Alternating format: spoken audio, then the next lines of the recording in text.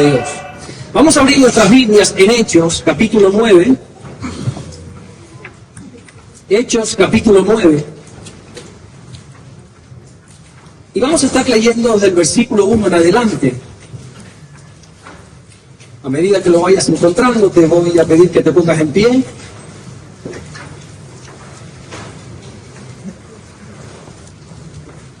Hechos, capítulo 9. Versículo 1. Sería bueno que nos acostumbremos todos, por favor, a traer nuestras Biblias en físico, en papel, que nos vean con la Biblia. Hechos capítulo 9, versículo 1, dice así la palabra del Señor: Saulo, respirando aún amenazas y muerte contra los discípulos del Señor, vino al sumo sacerdote y le pidió cartas para las sinagogas de Damasco, a fin de que se hallase algunos hombres o mujeres de este camino, los trajere presos a Jerusalén. Mas yendo por el camino, aconteció que al llegar cerca de Damasco, repentinamente le rodeó un resplandor de luz del cielo. Y cayendo en tierra, oyó una voz que le decía: Saulo, Saulo, ¿por qué me persigues? Él le dijo: ¿quién eres, Señor? Y le dijo: yo soy Jesús, a quien tú persigues. Dura cosa te es dar coces contra el aguijón. Versículo 6 y último que vamos a leer. Él, temblando y temeroso, dijo: Señor, ¿qué quieres que yo haga? Y el Señor le dijo: levántate y entra en la ciudad, y se te dirá lo que debes hacer. Amén. Hasta ahí vamos a leer en esta tarde, vamos a orar. Señor, gracias te damos por tu palabra. Gracias, mi Dios, porque la podemos leer libremente, sin miedo a persecución, sin miedo a represalias. Oramos en el nombre de Jesucristo, que mientras tu palabra es predicada en esta tarde, oramos para que ocurran los prodigios, las señales, las maravillas, las sanidades, que haya libertad en medio de tu pueblo, Señor. Gracias por todo lo que estás haciendo y gracias por todo lo que vas a hacer, en el nombre bendito de Jesús. Y solo el que lo cree dice fuerte: amén, amén. Se puede sentar. Vamos a estar hablando por un rato acerca del llamado que Dios le hace a un hombre en particular. A un hombre que es conocido por todos nosotros, el que más o el que menos lee la Biblia, seguramente ha escuchado acerca del apóstol Pablo. Y hoy vamos a estar hablando de él. A lo largo de toda la historia del cristianismo, pues no sabría decirte un número de cuántas predicaciones han estado basadas en el apóstol Pablo, pero seguramente que miles o cientos de miles o incluso millones de predicaciones ha estado incluido este personaje, el apóstol Pablo, porque al final el Nuevo Testamento, más de la mitad o la mitad, el 48% es escrito por Pablo. Inspirado por Dios, inspirado por el Espíritu Santo, pero escrito al fin y al cabo por Pablo. El 50%, la mitad de todo el Nuevo Testamento. Sería imposible explicar la historia de la iglesia sin hablar de Pablo. Sería imposible hablar de los primeros cristianos, de cómo se formaron las iglesias, de los primeros pastores, sin mencionar las instrucciones de Pablo. Pablo es un hombre que Dios usó, es un apóstol que Dios usó en el primer siglo para edificar la iglesia. Y podríamos dar muchísimos datos de él y aprender muchísimo de él. Podríamos ver cómo él abría iglesias, el sistema de trabajo tan diferente al que nosotros tenemos hoy en día. Ese sistema de trabajo que tanto fruto daba. Ese carácter que caracterizaba a Pablo. Un hombre serio. Un hombre que tenía clara su posición. Un hombre que estaba dispuesto a confrontar a quien fuera si no estaba caminando correctamente delante de Dios. Tanto es así que al propio apóstol Pedro le confrontó. Y le dijo: eres un hipócrita, se lo dijo delante de la gente. Vemos como a Pablo no le tembló el pulso a la hora de decirle a un hombre que estaba pecando dentro de la iglesia y se estaba alardeando de su pecado. Le dijo: vete de aquí no pintas nada. Echar a Satanás a ese hombre, dijo Pablo. Un hombre serio. Un hombre que no le gustaba el desorden dentro de la iglesia. Un hombre que le decía a un pastor, por ejemplo: aprende a cómo tienes que conducirte en la casa de Dios. Esto no es cualquier lugar, ¿eh? Esto no es la casa de Alberto, no es la casa del rey, no es la casa del pastor José Manuel, esta es la casa de Dios. Le dijo Pablo a Timoteo: aprende a conducirte, citando, aprende a conducirte en la casa de Dios, tiene que haber un orden. Tampoco le gustaba el desorden dentro de los cultos y él ponía las pautas: esto se puede hacer y esto no. Esto que ustedes están haciendo no está bien, y daban los motivos. Bueno, ¿qué pasa? ¿Qué locura es esta? Decía él. Si entra alguien de fuera, les van a ver, esto parece un circo. No se pueden impedir la manifestación del Espíritu, no se puede impedir los dones del Espíritu, el fluir del Espíritu. Pero todo tiene que ser hecho decentemente y con orden. Todo se tiene que hacer dentro de unos parámetros. Lo que pasa es que a veces nos juntamos y parecemos locos, dice Pablo. Bueno, podríamos hablar de tantas cosas que Pablo puso los cimientos para nosotros poder trabajar como iglesia. Y algunas veces parece que no le hacemos mucho caso.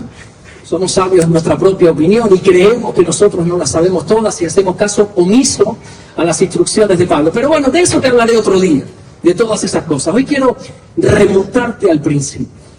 Hoy me gustaría llevarte al origen de este hombre, de Pablo, que al principio la Biblia lo conoce por otro nombre, con el mismo pero en otro idioma, con Saulo. Se le conoce así. Y hoy quiero hablarte de cómo Saulo se convierte al Señor. Porque esta conversión, este testimonio que él contó varias veces a lo largo de su vida a diferentes personas, incluida a un rey, él cuenta cómo conoció al Señor, cómo creyó en Jesús por primera vez. Esta conversión al cristianismo no es como la de muchos de nosotros. La gran mayoría, por no decir todo, porque siempre hay una excepción, pero la gran mayoría de nosotros conocimos a Jesús, conocimos a Dios dentro de una iglesia. Alguien nos invitó.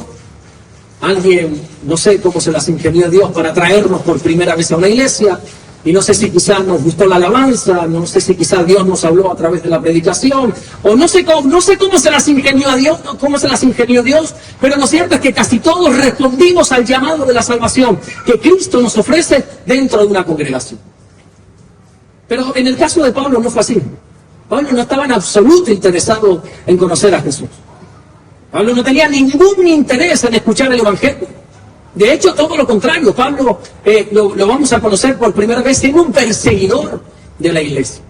Él no quería tener nada que ver con la iglesia, ni con los creyentes, ni con ese tal Jesús, sino que él era un perseguidor. De hecho, la primera vez que aparece en la historia bíblica, lo vamos a encontrar teniendo un hombre delante, a un discípulo, a un diácono concretamente llamado Esteban. Ese hombre está entre la vida y la muerte, porque le estaban acusando de predicar en un nombre falso, en el nombre de Jesús, y los judíos lo que hicieron fue atraparle, y lo querían apedrear, pero le dieron como un voto de confianza a este hombre llamado Esteban, y le dijeron, bueno, Esteban, alega, di algo por el cual te podemos librar. Esteban, que era un hombre de Dios, temeroso, como no lo somos nadie de los que está aquí, aprovecha esa ocasión no para defenderse, sino para predicar de Jesús. Para que esa audiencia que estaba cargada de piedras en sus manos y que lo iban a matar, él dice, mi vida no importa, mi vida no vale nada. Yo lo que quiero es que ustedes conozcan a Jesús. Y les empieza a hablar del Señor. Y les empieza a compartir desde el Antiguo Testamento y les confronta y les da una clase magistral, una enseñanza magistral de cómo el Mesías que ellos mismos creían era Jesús. Pero parece que esa predicación no llegó a ninguna parte. Parece. Luego te voy a demostrar que sí. Porque dice que Pablo estuvo a favor de matar. Pablo ya, aunque se nos presenta como un joven en esa ocasión, el joven Saulo, él dio la autorización para matar a Esteban. Parece que para matar a una persona dentro del liderazgo religioso de aquel entonces tenía que haber como un comité que todos estuvieran a favor. Y Pablo accedió. Y Pablo dijo, sí, hay que matarle. Y lo mataron. Y Pablo estaba guardando las ropas de él y lo mataron. Así es la primera vez que entra en escena el apóstol Pablo. Pero déjame ponerte en contexto de Hechos capítulo 9, de esta conversión de Pablo, porque para este momento ya habían pasado algunos años desde que Cristo muere, desde que Cristo resucita, desde que Cristo asciende a los cielos.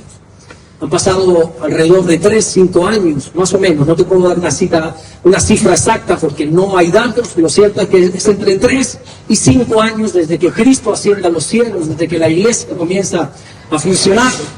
Y ya los creyentes no eran 12 locos que habían seguido a un líder carismático, que habían seguido a un maestro, a un rabino, ¿verdad? Que era famoso por los milagros que hacía. No, ya no eran 12 locos iletrados del vulgo, sin letras, sin estudio, no. Ya el evangelio había corrido, ya eran miles y miles y miles de personas que habían creído en el nombre de Jesús. Eran miles de personas que formaban la iglesia en Jerusalén. Las primeras predicaciones que la Biblia nos registra, dadas por Pedro, dice que se sumaban a la iglesia miles y miles de personas en una sola predicación. Uno de mis sueños es ese. predicar y a la hora del llamado ver a miles corriendo a recibir a Jesús. No solamente recibían a Jesús, sino que dice la Biblia que se bautizaban ese mismo día. Y así crecía la iglesia, miles y miles de personas creyendo en el Señor. Ya no solamente había creyentes en Jerusalén, sino que ya se habían extendido por muchos lugares. Y uno dice, bueno, ¿y cómo llegó el Evangelio a estos lugares? Bueno, debido al martirio de este primer creyente que te decía ahora, de Esteban, como los líderes religiosos del judaísmo acabaron con él, ellos parece como que se crecieron, los líderes religiosos, se crecieron y dijeron, bueno, fíjate, hemos podido acabar con uno de ellos, así que el resto va a ser pan comido. Encima la iglesia se asustó bastante y empezó a tener gran temor, dice la Biblia, y empiezan los líderes religiosos a comenzar una persecución contra la iglesia, de tal manera que todos tuvieron que huir. Fue tan intensa, tan brutal, tan despiadada esa persecución, que todos los creyentes, salvo los apóstoles que sí se quedaron en Jerusalén, todos salieron corriendo. Unos se fueron para Judea, otros se fueron para Samaria, otros se fueron a otros lugares. Y así los líderes religiosos pensaban que ya el cristianismo se había acabado. Ya por fin nos hemos deshecho de esta secta, que no se les conocía como cristianos, sino como los del camino. Así lo hemos leído ahora en Hechos capítulo 9, como los del camino. Pero parece que ellos ignoraban el poder de la palabra. Ellos pensaban que haciendo huir a los creyentes iba a desaparecer el mensaje, iba a desaparecer la palabra, iba a desaparecer el nombre de Jesús, pero no contaban con lo que dice la Biblia en Hechos capítulo 8, versículo 4, pero los que fueron esparcidos iban por todas partes anunciando el Evangelio. Consiguieron justo lo contrario de lo que querían. Ellos querían que huyesen de Jerusalén para que se acabara ese famoso mensaje, esa predicación acerca de Jesús, que se acabe ya. Y lo que no se dieron cuenta es que lo que consiguieron es que el mensaje de Jesús llegara más allá de los límites de Jerusalén. Crecía tanto y tanto el Evangelio que comenzó a suceder exactamente lo mismo, el mismo patrón que cientos de años antes, que milenios antes sucedió en Egipto. ¿Recuerdas cuando 70 personas fueron a pedir ayuda a Faraón, a Egipto? Porque sobre la tierra vino una gran crisis, ¿recuerdas esa historia? Y allí los hijos de Jacob se tienen que acercar a Egipto porque allí han escuchado que hay provisión. ¿No? ¿Y por qué hay provisión si en otros lugares no hay? Bueno, porque ahí hay un hombre temeroso de Dios gestionando todas esas finanzas. Y aparecen estos hombres, al final llaman también a sus padres. Bueno, un total, dice la Biblia, de 70 hombres se refugian en Egipto, y Faraón, bueno, como conocía a este hombre, a José, te estoy intentando resumir para no alargarte porque quiero ir al grano. Dice, bueno, no hay problema, 70 hombres, tenemos comida de sobra para darles, quédense en lo mejor de la tierra de Egipto, que se llama Gosén, ustedes quédense ahí. Pero claro, pasan los años, las décadas, los siglos, y aquellos 70 hombres que entraron 400 años después, ahora son más de 600.000 personas. La Biblia dice que pasados 400 años, sin contar mujeres y niños, solo contando los hombres, había 600.000 hombres. Y si hiciéramos el cálculo más o menos así, una regla de 3, podríamos decir que 600.000 hombres, contando con sus mujeres, con sus padres, con sus hijos, entre 2 millones y 3 millones. Hay quienes se acercan más a la cifra de 3 millones, yo creo que son más bien 2,5, pero estamos hablando de una gran cantidad de gente. ¿Tú sabes que son 2 millones de personas? Cuando Faraón se da cuenta de ese crecimiento, dice, no, espera, que esta gente son esclavos, que esta gente los tenemos aquí haciendo estas ciudades. Pero que como esta gente se reúna y esta gente se una en una propia decisión y nos hace la contra, nos ganan, que son muchos más que nosotros. Así que Faraón lo que decide es levantar una ley, un nuevo decreto que era, bueno, pues no vamos a matar a los hombres porque nos hace falta la mano de obra, pero lo que sí vamos a hacer es, vamos a matar a todo niño que nazca, todo bebé varón que nazca, hay que desaparecer, para que de aquí a 20 años, de aquí a 30 años, tengamos controlado al pueblo, porque si no esto es exagerado. Tuvieron tanto miedo que mandaron a matar a todo bebé varón. Ahí entra en escena ¿quién? Moisés. Moisés nace bajo esta ley. Moisés nace bajo este decreto. La vida de Moisés estaba destinada a morir desde antes de nacer. Pero resulta que cuando la madre de Moisés da a luz, se fija en su hijo y dice la Biblia que lo vio hermoso. Pero no está hablando de hermoso, de ¡ay, qué bonito! No está hablando de esa hermosura. Esa palabra hermoso, es que la madre de Moisés se da cuenta que su hijo es especial. Que su hijo tiene algo de divinidad en él. Ellos estaban creyendo, los hebreos estaban creyendo en ese Mesías prometido desde el Edén. Y la madre de Moisés miró a ese bebé y dice, ¿y si es? ¿Y si este es en libertad? Y arriesgó su propia vida con tal de no mandar a matar a Moisés. Y lo retuvo por varios meses en su casa. Lógicamente no lo pudo aguantar mucho más. Pero aquí hay una enseñanza preciosa. El mundo decía cómo tenían que tratar a los niños, pero esta mujer dice, de eso nada. El mundo puede decir lo que sea, yo voy a educar a mi hijo como yo quiero. Y muchos de nosotros, desgraciadamente, están dando a sus hijos para que sean educados en este mundo. Y qué bueno, gloria a Dios, de que no está ese decreto ya de mandar a matar a todo bebé varón. Físicamente. Pero moralmente, ¿cuántos niños muertos hay? ¿Cómo este mundo está matando moralmente a los niños? Con los principios que se les enseña en los colegios. Con principios, con valores que no tienen ni principios ni valores. Y la pena de todo esto es que hay padres cristianos que están permitiendo que Faraón eduque a sus hijos. Y no tienen ningún tipo de reparo en que se les mate moralmente y se les enseñe, no, eso es bueno. No, pero espérate, la Biblia dice que eso es malo. Ah, no, pero tampoco hay que ser. No. Y a mí, lo decía esta mañana, a mí me parte el corazón, de verdad se los digo, si algo me pone triste es eso. Es ver cómo hijos de creyentes están siendo educados conforme a las leyes de este mundo.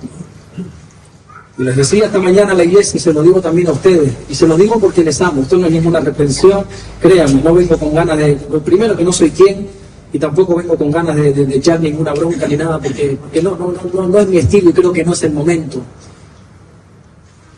Pero si me quieres lo más mínimo, y vas a subir un vídeo de tu hijo, de tu hija, haciendo cosas indebidas, bloquea, por favor. De parte del corazón ver a tu hijo, a tu hija disfrazada en carnavales, bailando bailes que no están bien. Bloquéame, ¿qué te cuesta? Bueno, el consejo más sano sería no lo hagas, no permitas que el mundo eduque a tus hijos. Pero si lo vas a hacer, por favor, te lo pido, bloquea. No quiero ver a tu hija con esos bailes. No es gracioso. No es gracioso ver a una niña de 5, de 10, de 15 años perreando. No es gracioso. Escúchame, no es gracioso. Para ella quizás sí, porque no sabe lo que está haciendo. Pero ¿saben en qué la estás convirtiendo? En que los chicos solo la quieran para eso. En que cuando tenga una edad, se acerquen a ella, hagan lo que tengan que hacer con ella y la desechen. Entonces, por favor, te lo pido, bloquea. Es muy sencillo bloquear en Instagram, en WhatsApp. No, yo no quiero ver cómo nosotros sí entregamos a nuestros hijos a las cosas de este mundo. Me duele en el corazón y como ya lo he dicho en repetidas ocasiones y sigo viendo desgraciadamente este tipo de cosas y viene Halloween y vengan los niños a Halloween, viene carnavales y vengan los niños a carnavales y vienen otro y venga y la música y venga y cada cosa que yo veo que yo digo, pero no se dan cuenta de lo que están haciendo. De verdad que no se dan cuenta de lo que están haciendo. Y si no tuvieran desde aquí una predicación que les dice lo contrario, si no tuvieran un Dios que les dice lo contrario, podrían llegar a entenderlo, pero es que por ignorancia no es. Hermanos míos, nosotros tenemos que definir y decidir cómo vamos a educar a nuestros hijos, pero le estamos haciendo un flaco favor a nuestros hijos. Si los traemos el domingo a la iglesia y de lunes a sábado les dejamos hacer lo que les da la gana. Bueno, en medio de esta persecución contra la iglesia, aparece un hombre llamado Saulo. Vamos a adelantar un poco la historia, simplemente quería tocar ese tema porque me pone muy triste, pero bueno, vamos a hablar de Pablo, que es el personaje de hoy. No nos vayamos a ir por la tangente hablando de Moisés, que no viene al caso. Bueno, en medio de esta persecución contra la iglesia aparece este hombre llamado Saulo. Saulo es un hombre que nace en Tarso, una de las ciudades más importantes de aquel tiempo, lo que hoy viene siendo Turquía. Pablo era turco y él nace en esa ciudad, era un hombre de verdad intachable. Pablo, el tipo era un fuera de serie dentro del judaísmo, ¿no? Nadie podía acusarle de absolutamente nada, era prácticamente perfecto dentro de la ley judía. Y por eso quiero hablarte un poquito de Pablo. ¿Quién es Pablo? ¿Quién es Pablo? ¿O quién era Pablo antes de conocer al Señor? Él mismo nos lo va a decir. Él mismo presenta su carta de presentación, presenta su currículum. Cuando en Filipenses capítulo 3, versículo 5 dice, yo soy circuncidado al 8º día. Esto es tremendo, porque para un judío esto es algo precioso, que te circunciden al 8º día, que no pase más días sin ser circuncidado. Esto es un honor dentro del judaísmo. Y Pablo presume de eso, yo fui circuncidado al 8º día. soy del linaje de Israel, vengo desde Abraham, yo no he sido alguien que se ha agregado, yo no he sido un gentil que ha creído en el judaísmo y decir, no, mi linaje es israelita. Yo vengo directamente del linaje de Israel, concretamente de una de las tribus que es Benjamín. Yo soy benjamita, yo vengo de esta tribu, decía Pablo. Yo soy hebreo de hebreos, tengo pedigrí, como diríamos en el mundo animal. No hay mezclas en mi familia. Y en cuanto a la ley, en cuanto al judaísmo, porque la ley tenía varias ramificaciones, era una sola ley, pero varias ramificaciones, los saduceos, los fariseos, había varias. Dice, en cuanto a la ley, yo soy fariseo, no te olvides. Los fariseos eran los tipos más estrictos en cuanto a la palabra de Dios. Llevaban la palabra de Dios a rajatabla. Pablo no era cualquier judío. Pablo era un hombre que fue educado nada más y nada menos que a los pies del mismísimo Gamaliel, del mayor rabino, del mayor maestro de la época. La Biblia dice de Gamaliel que era un hombre venerado por todos, por todo el pueblo, todo el mundo veneraba a Gamaliel. Era impresionante este hombre. Bueno, pues Pablo se crió a los pies de Gamaliel. Y si estudió con Gamaliel, es porque Gamaliel lo escogió a él. Porque entiendan una cosa, no eran los discípulos que escogían con qué rabino voy a estudiar, con qué rabino me voy a preparar, sino que era al revés, eran los rabinos, eran los maestros, quienes observaban, quienes miraban, y eran quienes escogían a los discípulos. ¿Y sabes cómo los escogían? Con una sola palabra que tú sabes. ¿Cuál era esa palabra? Sígueme. ¿Recuerdas el buen maestro, el buen pastor, el mayor de los rabinos, que fue el Señor Jesucristo? ¿Cómo llamaba a sus discípulos? Sígueme. Incluso algunos querían ofrecerse, le dijeron, no eres santo, tú no sirves para esto. No eres tú quien me escoge, soy yo quien te escoge, decía el Señor. Era el rabino el que escogía al discípulo porque algo veía en él. Y quiero resaltarte esto porque en medio de esta cultura, en medio de esta línea de pensamientos, lee estas palabras de Jesús en el Evangelio de Juan, capítulo 15, versículo 16. Jesús dice, no me elegisteis vosotros a mí, sino que yo os elegí a vosotros. Qué bonito, ¿verdad? Nosotros pensamos que estamos aquí por libertad. Pensamos que estamos aquí porque yo he decidido venir esta tarde aquí. No. Eso piensas tú. Tú no has escogido venir aquí. Tú no has escogido a Jesús. Él te ha escogido a ti. Ha sido Él quien te ha traído aquí esta tarde. No sé cómo se las habrá ingeniado, qué habrá hecho, qué habrá tocado, que no tengo ni la menor idea. Pero Él te ha escogido a ti. Te ha escogido a ti. ¿Algo ha visto? ¿El qué? No lo sé. Algo ha visto en nosotros que Él nos ha escogido. Pablo era tan celoso de la ley judía, tan ferviente del judaísmo, que con permiso del mismísimo sumo sacerdote, comenzó una persecución sin precedentes contra los cristianos. Dice la Biblia en Hechos capítulo 8, versículo 3, y Saulo asolaba a la iglesia. Y entrando casa por casa, arrastraba a hombres y a mujeres y los entregaba en la cárcel. ¡Qué tremendo!, ¿no? ¿Sabes lo que significa la palabra asolar? Dice que Pablo asolaba, no perseguía, asolaba a la iglesia. Asolar es ese mismo acto que los animales salvajes hacen con su presa, cómo la desmenuzan, la descuartizan, como ese león cuando atrapa a su presa, su gacela. Pero eso es asolar. Y aquí Lucas nos está presentando con qué violencia, Lucas, que es el autor de Hechos, con qué violencia Pablo perseguía a la iglesia, la asolaba. Iba tras de los cristianos, tras los creyentes para destrozarlos. Y dice literalmente que los arrastraba, no los llevaba a la cárcel, los arrastraba. Probablemente los ataba, los esposaba y los arrastraba hasta la cárcel. ¿Y para qué los llevamos a la cárcel? Te preguntarás. Para que se pudran ahí dentro y que no salgan nunca. No, esa no era la intención de Pablo. Pablo los encerraba en la cárcel para intentar darles muerte a cada uno de ellos. Dice la Biblia en Hechos capítulo 26, versículo 10, yo encerré, dice Pablo, yo encerré en cárceles a muchos de los santos, habiendo recibido poderes de los principales sacerdotes, y cuando los mataron, yo di mi voto. Él los encerraba en la cárcel para dar su voto, para matarlos. Bueno, y en medio de esa persecución que le estaba día y noche asolando, persiguiendo a la iglesia, en este caso le toca ir a una ciudad que está a unos 230 kilómetros más o menos de Jerusalén, al noroeste de Jerusalén, una ciudad llamada Damasco, 7, 8, 9 días de camino. Y él tiene las cartas de aprobación del sumo sacerdote, todo el liderazgo religioso aprobaba lo que estaba haciendo Pablo. Pablo no se va solo, Pablo se va con un buen grupo de personas. No sabemos si eran decenas o centenas, pero se va con un gran equipo de trabajo hacia Damasco a perseguir a los creyentes. Y casi llegando a Damasco, casi entrando por las puertas de la ciudad, dice la Biblia que de repente le rodeó un resplandor de luz del cielo que le hizo caer en tierra a él y a todos los que estaban con él. Una luz tan intensa, tan fuerte, que todos cayeron al cielo, que todos cayeron al suelo. Y yo pregunto, oye, ¿qué fue ese resplandor de luz del cielo? ¿Qué fue? ¿Qué luz tan potente es esa? Que no solamente Pablo, sino que todos los que estaban con Pablo cayeron al suelo. Imagínate lo intensa que fue esta luz, que lo de menos es que cayeran al suelo, sino que dice la Biblia que dejó a Pablo ciego 3 días. Del impacto de tanta luz, ¿sabes que cuando tienes esa visión de mucha luz te quedas como escandilado y no ves? ¿Verdad? No sé si tú has estado a lo mejor en un sitio oscuro y cuando sales a la luz te escandila, te duelen los ojos. Algunos han hecho pruebas aquí de pupilas, han hecho pruebas de la córnea y vas al médico y ¿qué hacen? Te dilatan, ¿verdad? Dilatan la pupila. ¿Y cómo sales de ese oculista? Tienes que salir con unas gafas de sol y no puedes ver. Porque se te ha abierto tanto la pupila que entra demasiada luz y eso te deja ciego y estás horas, incluso días, dices que no puedo ver. Así fue lo que le pasó a Pablo.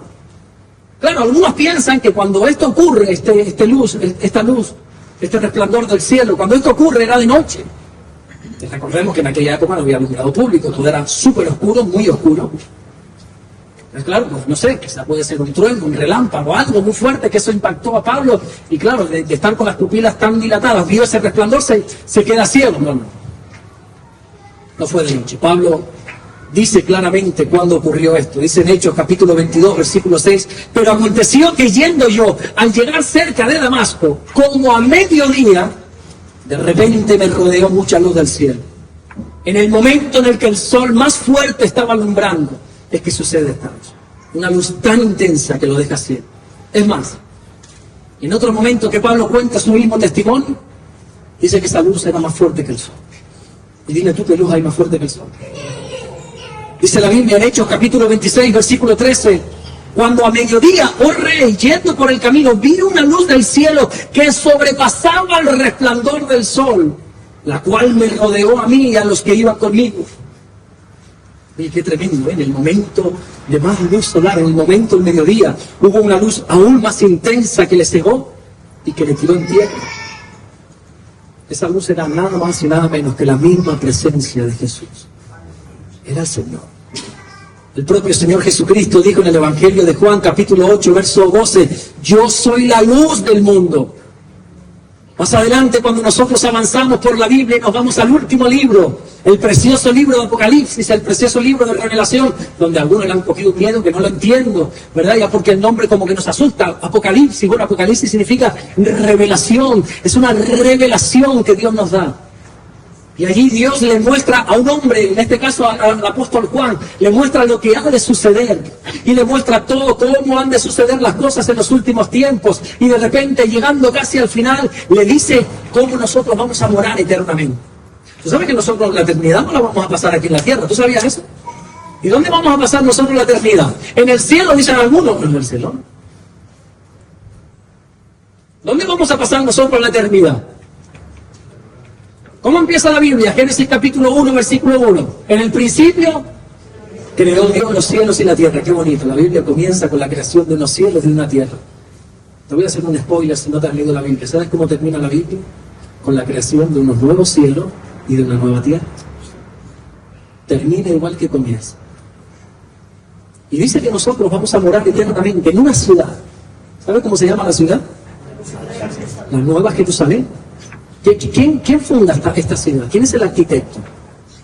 ¿Quién la hace? ¿Son los obreros? ¿Son los ángeles? ¿Somos nosotros que nos van a llevar ahí a trabajar? ¿Quién hace esta ciudad? ¿Ya está creada o no está creada? ¿Quién crea esta ciudad? El arquitecto es Jesús, dice la Biblia. Es el que la hace. Él se ha ido para prepararnos un lugar para que cuando lleguemos ya está todo hecho. Bueno, Juan ve algo tan hermoso allí en el libro de Apocalipsis, que él, con sus palabras, claro, él quizás no entendía todo, y él dice, miren, yo he visto una cosa, Yo he visto la Nueva Jerusalén y eso no se parece en nada de lo que hay aquí. Allí las carreteras no es de este material, el mar no es de agua. Eso que tú llevas colgado y te ha costado no sé cuántos euros, ese oro ahí simplemente es para pisarlo. Las calles son de oro. El mar es de cristal. Es más, yo miré arriba y yo no vi sol. Y miré para el otro lado y no había luna. Dice la Biblia en Apocalipsis 21-23, la ciudad no tiene necesidad de sol ni de luna que brillen en ella, porque la gloria de Dios la ilumina y el Cordero es su lumbrera. No hace falta sol, no hace falta luna, no hace falta luz cuando está Jesús, porque Jesús lo ilumina todo. Cuando uno es iluminado por esa luz tan intensa de Jesús, hermano mío, es imposible permanecer igual. Imposible.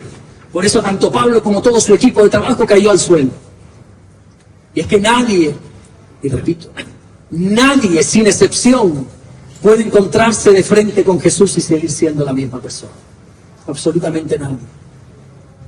Y si tú sigues siendo la misma persona, créeme y te lo digo con todo el amor del mundo, es porque todavía no te has encontrado con Jesús. Te has encontrado quizá con hermanos que conocen a Jesús. Has encontrado la congregación ideal para ti, una congregación que ama, adora y sirve a Jesús. Te has topado con creyentes que lo aman con locura al Señor Jesucristo, pero con Jesús tú todavía no has tenido un encuentro. Porque si hubieras tenido un encuentro con el Señor, tu vida hubiera cambiado. ¿Recuerdas esa compañía de soldados? Aproximadamente como 600 soldados que fueron a atrapar a Jesús cuando Jesús había sido traicionado por Judas. Jesús estaba en el Getsemaní esperando que vinieran ya a arrestarlo. Jesús sabía todo. Él es el dueño, él tiene el control de todo el tiempo, él sabía lo que se enfrentaban. De repente vienen 600 soldados armados. Judas está al frente. Entonces allí en medio de esa oscuridad, casi todos se parecían por las vestimentas y todo. Dice este grupo de soldados: buscamos a Jesús de Nazaret. Si hubiera sido yo, que no hubiera escondido y no me escapo de aquí, me para allá, por favor. Pero dice la Biblia que Jesús se pone delante de ellos y le dice: yo soy. Y miren lo que dice la Biblia, qué bonito. En Juan 18:6, cuando les dijo yo soy, este grupo de personas dice retrocedieron y cayeron en tierra. Es imposible tener a Jesús delante y permanecer igual. ¿Recuerdas ese momento cuando Dios le manifiesta a Daniel esas visiones de todo lo que ha de suceder en los últimos tiempos? Dice la Biblia en Daniel capítulo 10, versículo 8, vi esta gran visión y no quedó fuerza en mí. Y al oír el sonido de sus palabras caí sobre mi rostro. O el propio apóstol Juan cuando está recibiendo esta revelación del Apocalipsis. Dice la Biblia en Apocalipsis 1:17, cuando le vi, caí como muerto a sus pies. Porque es imposible encontrarse con Dios y permanecer igual. Algo en nosotros ha de cambiar, sí o sí, cuando nos encontramos frente a Jesús. Nuestro orgullo tiene que caer por completo, como cayó Pablo y todos los demás. Nuestra soberbia, la hipocresía, todo tiene que ser derrumbado delante del Señor cuando nos encontramos con Él. Me llama la atención que todos los que iban con Pablo vieron este resplandor. No es una experiencia mística que tuvo Pablo. No todos los que estaban ahí. Vuelvo y repito, no sabemos la cantidad, si eran varios, decenas, centenas, miles, no sabemos. Pero la Biblia aclara que todos fueron espectadores de esa luz. Todos escucharon la misma conversación, porque Jesús y Pablo hablan en ese momento. Ahora te lo voy a decir en un momentito. Ellos están delante, escuchando esa conversación. No son ajenos a las palabras de Dios. Todos ellos escuchan también la conversación. Sin embargo, la Biblia nos dice que solo Pablo se convirtió al Señor. Dice Hechos capítulo 9, versículo 7, y los hombres que iban con Saulo se pararon atónitos, oyendo a la verdad la voz, sí, pero no vieron a nadie. Ellos oyeron, ese Saulo, Saulo, ¿por qué me persigues? Pero no veían a nadie. Hechos 22:9 dice, y los que estaban conmigo, dice Pablo, vieron a la verdad la luz. Ellos no son ajenos a esta realidad, ellos la vieron. Y se espantaron, pero dice, pero no entendieron la voz del que hablaba conmigo. Escucharon la voz, mas no entendieron la voz. No sé por qué me da que aquí hay personas que escuchan la voz, pero no entienden. No entienden qué es lo que sucede. No entienden que esto va más allá de un hombre que está hablando ahora mismo. Oyen lo mismo, pero el mismo mensaje confronta a unos y deja indiferente totalmente a otros. Me fascinó en uno de los cultos que tuvimos allá, que desde que empezamos a predicar hasta que terminé de predicar, una mujer que tenía aquí al frente lloraba y el Señor la tocó y lloraba y lloraba y lloraba y lloraba. Pero en ese lado había uno con el móvil indiferente a todo. Digo, están escuchando el mismo mensaje. Están escuchando la misma voz. Pero esta mujer está siendo tocada, ministrada por el poder de Dios y este está vasarreando, vete a saber tu control. Todos escuchan la misma voz, pero no todos entendieron, dice la Biblia. Y esto nos enseña que cuando Dios te llama, no todos los que están en tu entorno van a entender ese llamado. No lo van ni a entender ni a compartir. Algunos te dirán que estás loco, que estás yendo ahora mismo a esa iglesia, que estás creyendo en Jesús, tú estás loco. Estás en una secta. ¿Cuántos le han dicho eso? A mí solo y a él. Me dijo, bueno, gloria a Dios. También Marisol te han dicho eso. Estás loca. ¿Qué haces ahí ahora? Te han comido la cabeza. ¿No te han dicho eso nunca? Bueno, es que no todos entienden lo que Dios está haciendo contigo. No todos comprenden lo que Dios está haciendo contigo. Pero aquellos que sí hemos recibido ese llamado de parte de Dios, que lo hemos entendido, sabemos perfectamente lo que estamos haciendo y sobre todo tenemos claro a quién estamos sirviendo. Lo entienda quien lo entienda. Pero ¿cómo respondió Pablo a ese llamado? Vamos un momentito a este punto, a este apartado. ¿Cómo respondió Pablo al llamado de Jesús? Lo primero que le dijo, lo encontramos en Hechos capítulo 9, versículo 5, que Pablo le dice, ¿quién eres, Señor? Escuchen esto. De repente Pablo, que perseguía a la iglesia, que no creía en Jesús, una luz intensa que viene del cielo, le hace caer en tierra, le deja ciego, y él hace esta pregunta, ¿quién eres, Señor? Porque Pablo se da cuenta, en ese mismo momento, no sabe exactamente quién es, pero se da cuenta que lo que está sucediendo no es normal. Pablo puede discernir que lo que ahí está sucediendo viene de Dios, por eso lo denomina Señor, no tiene ni idea quién es, pero él puede discernir que algo sobrenatural está sucediendo en eso. Yo no sé si tú puedes discernir que algo sobrenatural sucede en este lugar. Esto va más allá de reunirnos, cantar 4 canciones bonitas, por cierto. Me encantó la canción, sobre todo la nueva, la de Aleluya, esa que cantamos hoy, yo no la había escuchado en la vida. Yo estaba ahí con mi mujer me dijo, ¿la has escuchado? Yo no, estaba contentísimo con esa canción adorando al Señor. Felices. Pero esto va más allá de cantar 4 canciones, de escuchar el mismo mensaje una y otra vez. Esto va mucho más allá de eso. Y tú tienes que aprender a discernir que esto es algo espiritual. Pablo reconoce que lo que allí está ocurriendo es sobrenatural y quiere conocer el autor de eso. Pablo no es indiferente. Pablo no dice, bueno, pues ya se mira la ceguera. No, quiero conocer al Señor de esta hora. Yo quiero conocer al que me está haciendo sentir esto. Yo quiero conocer al que me está hablando. ¿Quién eres, Señor? Y en ese momento Jesús le responde en el versículo 5 cuando dice, yo soy Jesús. Yo soy nombre de Dios. Yo soy Jesús, a quien tú persigues.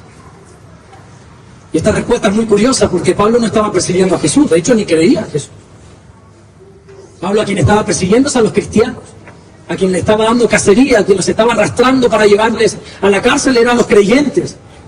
Pero el Señor le hace saber enseguida a Pablo que todo lo que hagas contra un creyente se lo estás haciendo directamente a él.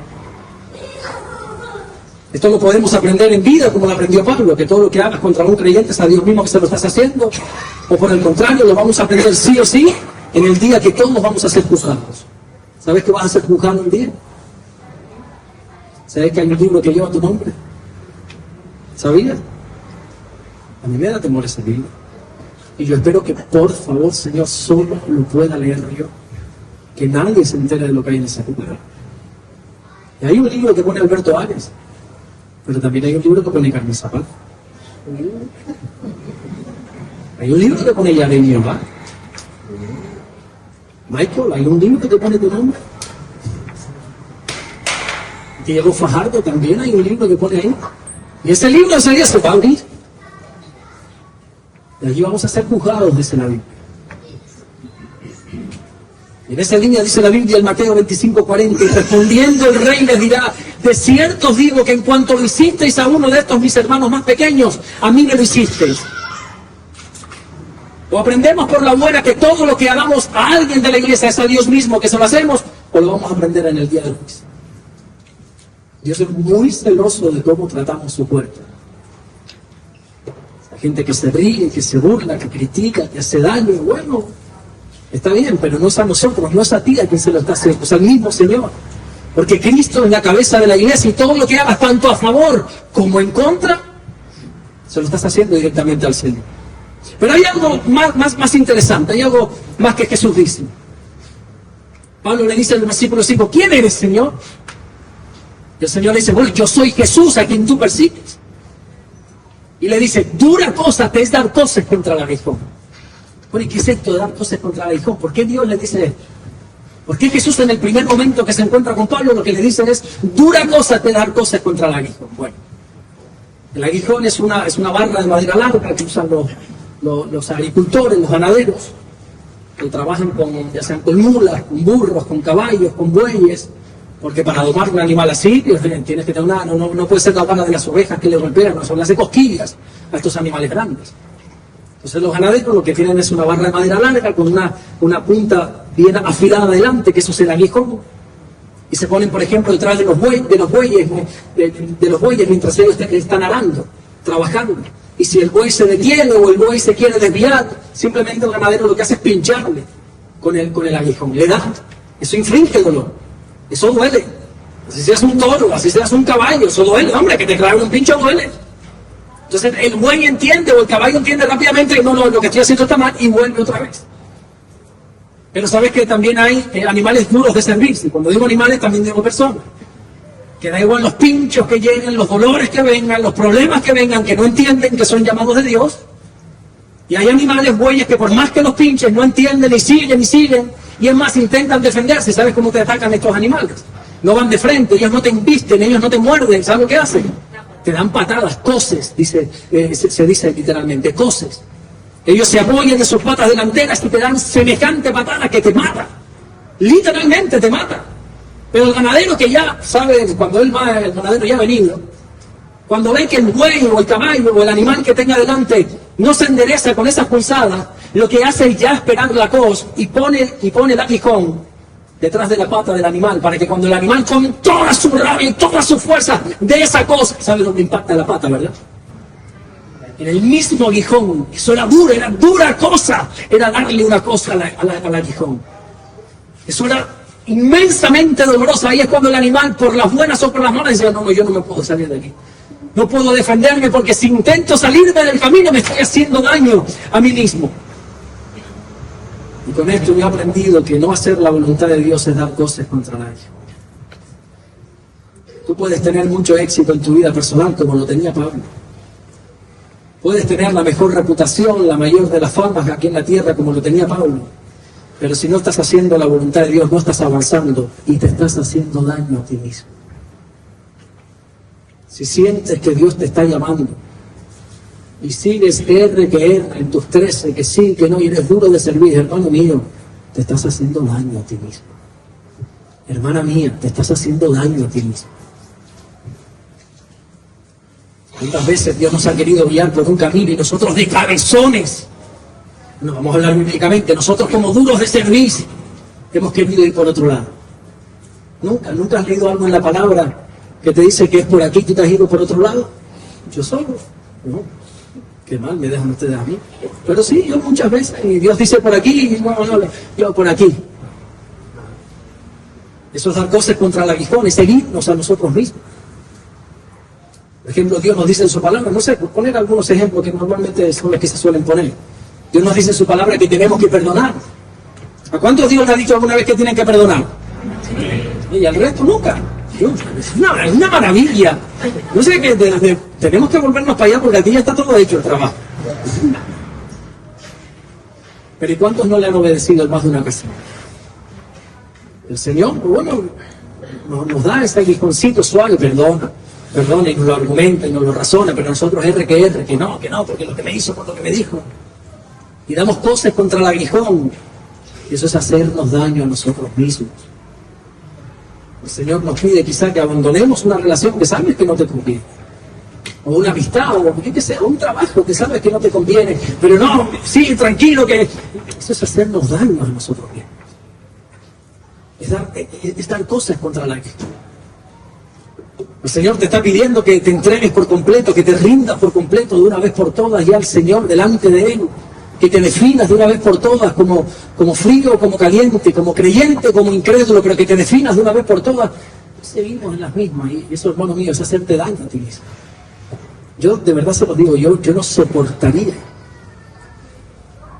estar en las cosas del mundo y venir aquí los domingos para que alguien me esté diciendo y eso es un dolor, eso son patadas, cosas contra la hija. Yo no lo soportaría.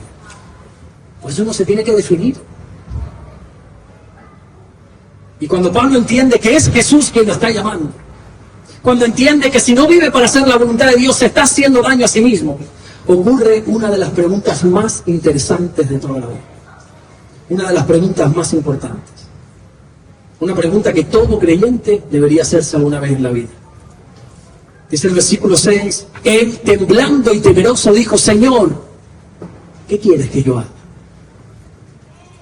En el mismo momento que se encontró con Jesús, Pablo entendió algo que muchos cristianos tardan años en entender, e incluso algunos nunca lo llegan a entender, que es que la vida cristiana no consiste solamente en creer en Jesús, sino en vivir para Jesús.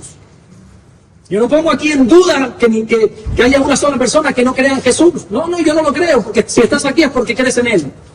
Pero la voluntad de Dios no es que creas en Jesús, la voluntad de Dios es que vivas para Jesús. Y muchos de nosotros tenemos claro lo que queremos para nuestra vida, ¿verdad? Algunos incluso oramos diariamente por nuestros sueños, por nuestros proyectos. Pero ¿sabes qué es lo que Dios quiere que tú hagas? ¿Has hecho alguna vez esa pregunta al Señor? Señor, ¿qué quieres que yo haga? Pablo no dijo, bueno, ahora que creo en ti, ahora lo que voy a hacer es esto, es lo otro, ahora que sé que tú estás detrás de esto, no, ya no los voy a perseguir más, ¿sabes? Ahora voy a empezar. No, Pablo no dijo nada de eso. Pablo tuvo claro que a partir de ese momento tenía que hacer lo que Dios decía. Jesús dijo en Mateo capítulo 7, versículo 21, no todo el que me dice Señor, Señor, entrará en el reino de los cielos, sino el que hace la voluntad de mi Padre que está en los cielos. Esto no se trata de venir aquí y cantar 4 coritos, como te dije antes.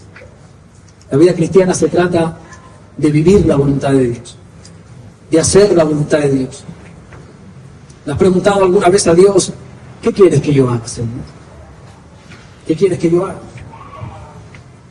La Biblia dice que sus pensamientos no son nuestros pensamientos. La Biblia dice que el camino de Dios no es nuestro camino.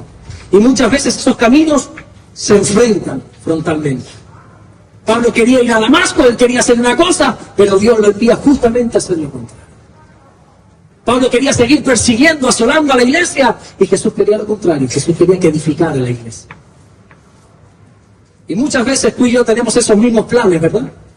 Nuestros planes, nuestros Damascos, pero ¿y si el Señor se te aparece hoy y te cambia el plan? ¿Y si el Señor se apareciera en tu vida en este día? Camino a Damasco, estás a puntito de entrar, le estás saboreando, ya hueles la comida de Damasco.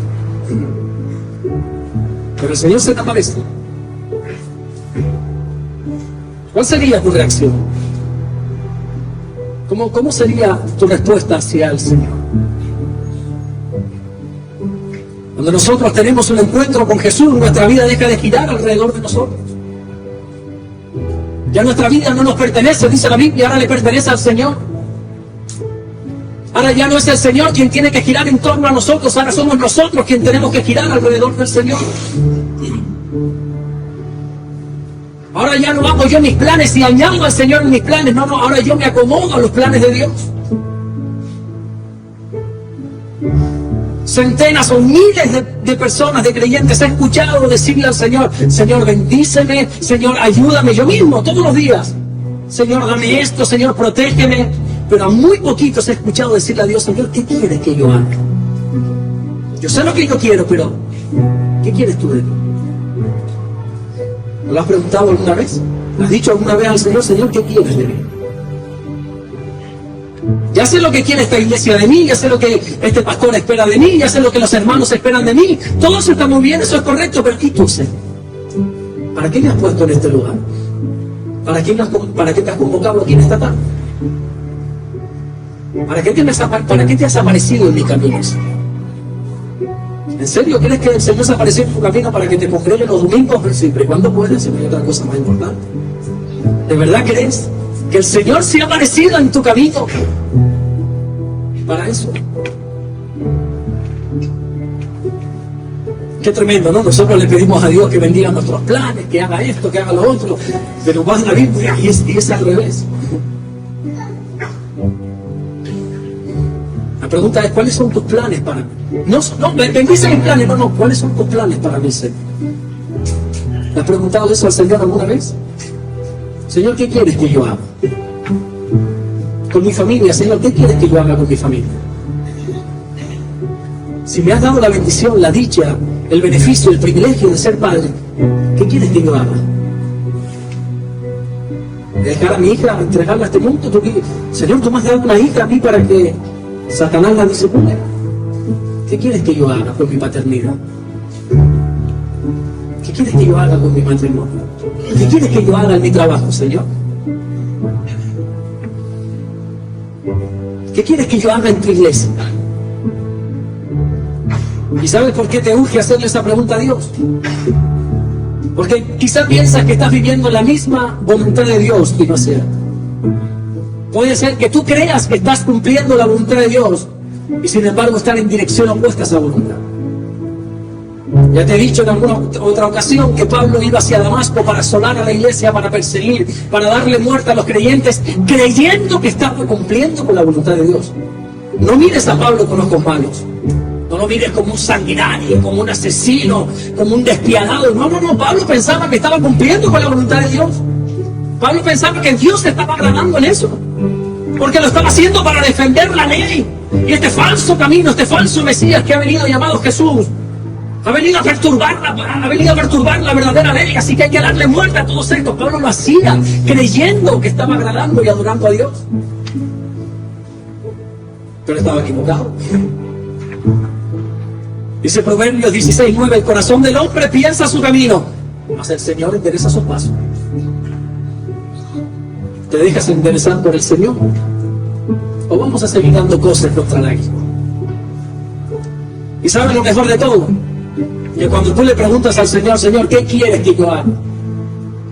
Dios te va a responder.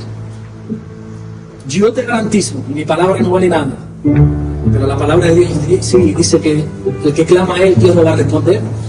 Yo te garantizo que si tú, en este día, en la intimidad con Dios, tú le dices al Señor, Señor, ¿qué quieres que yo haga? Él te va a responder. Él te va a hablar. ¿Sabes que Dios habla? ¿Qué está diciendo este hombre? Dios habla. A mí mi suegra hace muchos años atrás, siendo yo un muchachito, un adolescente,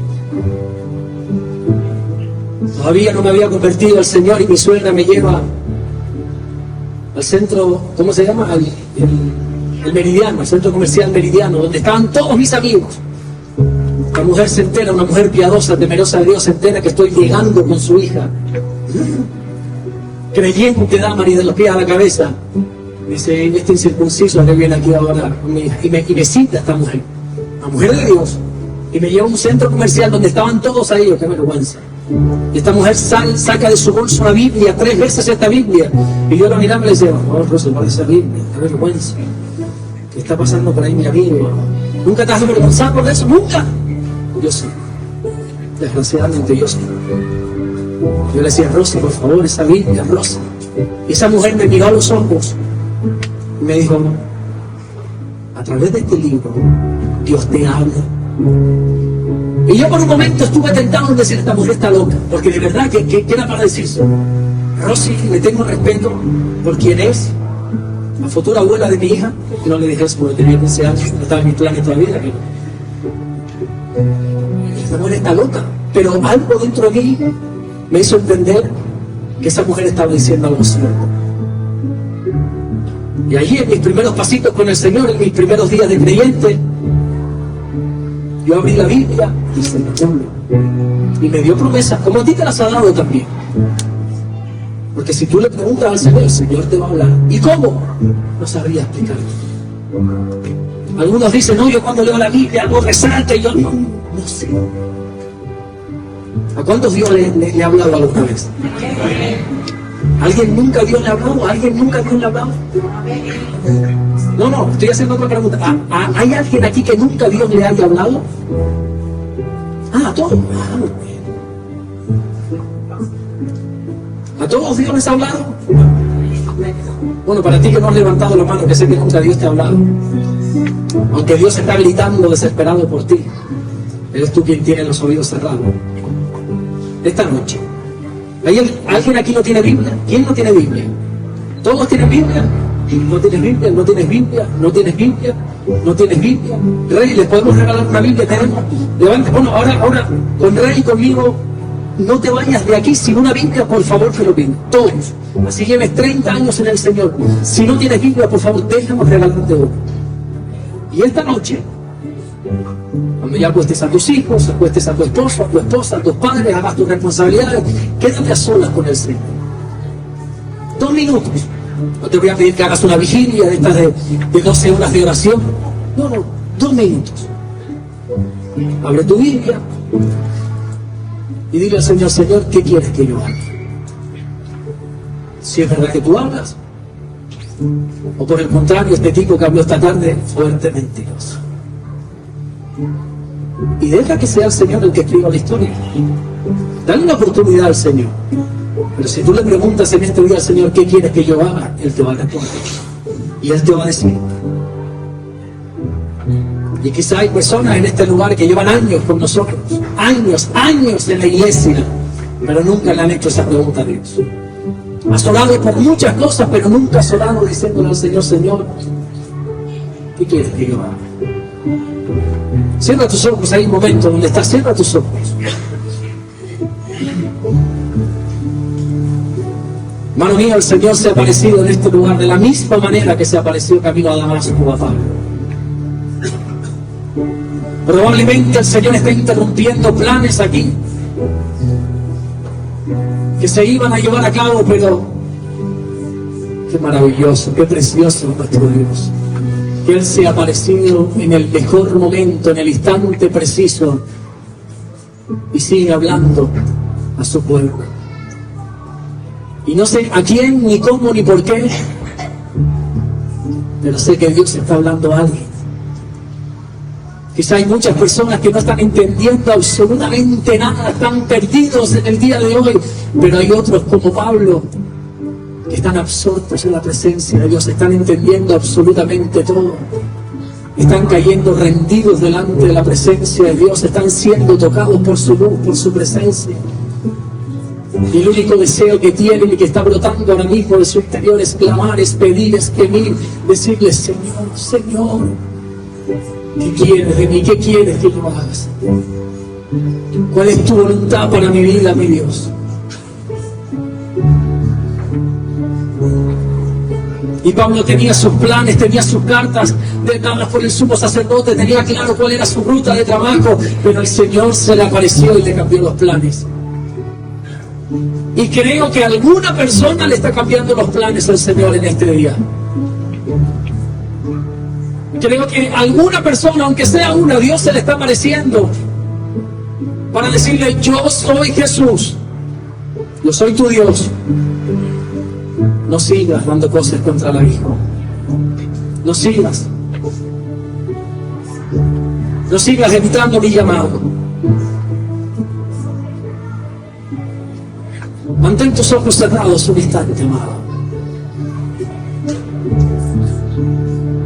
Cuando Pablo le dice al Señor, ¿qué quieres que yo haga? El Señor le dijo, levántate y entra en la ciudad y se te dirá lo que debes hacer. Qué bonito, ¿no? Que Jesús le responde. Como te va a responder a ti hoy. Pero escucha esta primera orden que le da, levántate.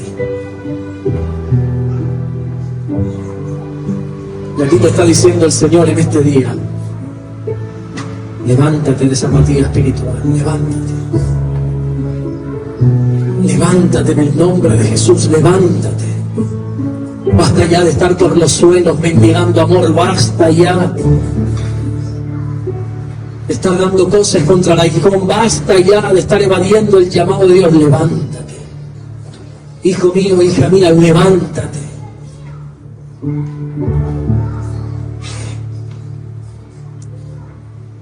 Levántate y responde a ese llamado. Si hay alguna persona en esta tarde que quiere responder a este llamado, si hay alguna persona en este lugar que quiere recibir a Jesús en su corazón, o que se quiere reconciliar con Él, se quiere volver a poner en pie delante del Señor espiritualmente hablando, ahora sí te pido que por favor te pongas de pie. No te preocupes que nadie te va a ver, solamente quiero saberlo yo. O levanta tu mano si tú quieres recibir. Dios te bendiga. Gloria a Dios.